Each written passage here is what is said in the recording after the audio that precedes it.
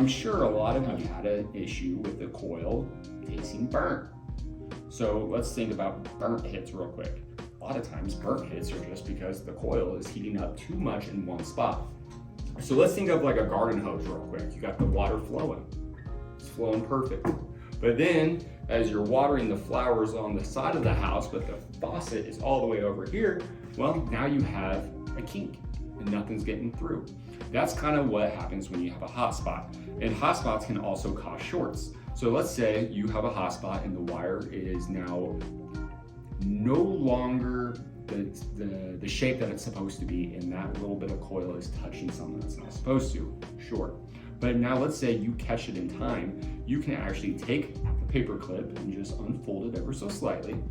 You can take your coil like this, and you can go inside until you can see it like that, and you will ever so slightly brush the coil.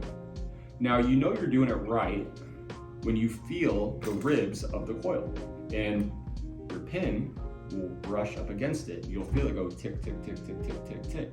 Now what you're doing is more or less giving the coil a little bit of a tickle, so therefore the actual heat can actually disperse throughout every portion of the coil.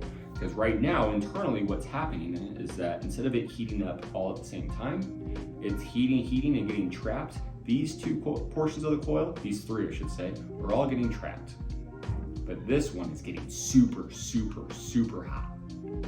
So you got a hot spot. So that little bit of coil is burning the cotton on the opposite side.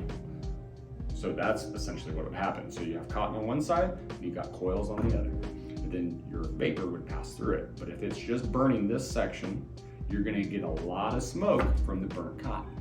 So you would just come in and you would brush, brush, brush, and then hopefully that coil starts to breathe a little bit more and the electricity can flow better.